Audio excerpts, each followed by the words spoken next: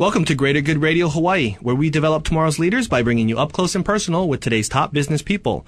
Greater Good Radio Hawaii is dedicated to the promotion and implementation of social entrepreneurship. I'm your host, Evan Leong, and with me is my co-host, Carrie Leong. Mahalo, Evan. Today's guests are CEO Dean McPhail and President Greg Meier of Coffee Partners Hawaii, the team that brought to Hawaii Starbucks Coffee and Jamba Juice. They also hold the exclusive rights to Starbucks and Jamba Juice in Florida and Puerto Rico. Please welcome to Greater Good Radio, Dean McPhail and Greg Meier. Welcome. Hi there. Thank you. Hi, thanks for having us. I'm sure most of our listeners are familiar with Jamba Juice and Starbucks. Can you tell us how many locations you have in Hawaii between the two? Currently, we have 51 Starbucks in Hawaii and 29 Jamba Juice, and we're opening our 52nd Starbucks this Friday at Pearl Ridge in the New Borders location. Oh, excellent. And then you guys, congratulations. You hit the $100 million mark. I saw that in the newspaper. So that must have been exciting, huh? Yeah, we just hit that mark this year, and it's been pretty exciting because we just started 9 years ago with zero revenue. So to hit $100 million was something we actually never dreamed of when we started. And how many employees does Starbucks and Jamba Juice employ? Currently, we have about 2,000 in total, which includes our Florida and Puerto Rico businesses. We have probably 1,600 to 1,700 here in Hawaii. That would be considered a major employer. And it's getting bigger every day. Yeah. How do you folks go about finding your employees? They're always energetic and positive and doing good.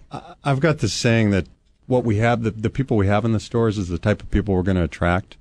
So, I think when people walk into Starbucks or Jamba Juice and they see the high energy, the fun environment, it just attracts people that are naturally into that type of work environment.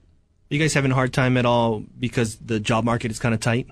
Yeah, we are. I mean, I think everybody is with the economy in Hawaii, and it gets more challenging. But we've got a pretty strong team in our HR department and recruiting that works it hard every day. We have job fairs on a fairly regular basis at our office, which attract a good amount of people. And the stores themselves are responsible for a lot of the hiring that goes on, and so the store managers, that's a big focus of theirs, whether it's in today's economy or any time. How about the mission for Coffee Partners Hawaii? I know that you guys run this thing a little bit differently. Well, I think, I'd say in many ways our missions are the same as Starbucks and Jamba Juice. We that was one of the great things about these two brands, that we share a lot of common values. That attracted us to them, frankly, other than being a customer for their products, which we both were. But there's in both companies there's a real focus on people. We do a lot of things with the environment, which both companies share some interest in. So there's a lot of common values between us and the brands. How did you folks become familiar with these companies before it got to Hawaii? How did you know about them? Well, we really it was as customers. Whenever Dean and I would go to the mainland, we'd see those the two brands and locations and actually seek them out to go there as customers, and so it was sort of easy. We had Blockbuster Video, and we were looking for ways to expand our business and give our people more opportunities to grow and leverage our infrastructure. So we were looking for other concepts to bring to Hawaii, and we were big fans of Starbucks as customers, and then also Jamba Juice. So. Was there a reason why you folks went ahead and tried to get this franchise type of partnership? Or, why wouldn't you just kind of copy it and bring something similar to Hawaii with your own name and branding?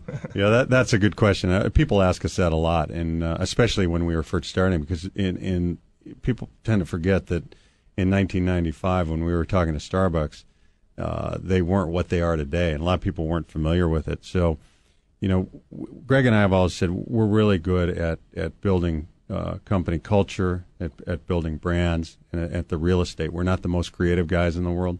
We're not out there thinking up what's the next big thing. We're really good at executing. And one of the kind of our internal missions, one of the things we have is that we always want to align ourselves with the number one in the category, whatever that category is when we go into it. So video, it's Blockbuster. Coffee, it's Starbucks. And juice and healthy foods, it's Jamba. Huh. So what's the whole story behind this? Because it's kind of a, interesting story how it all came about, right?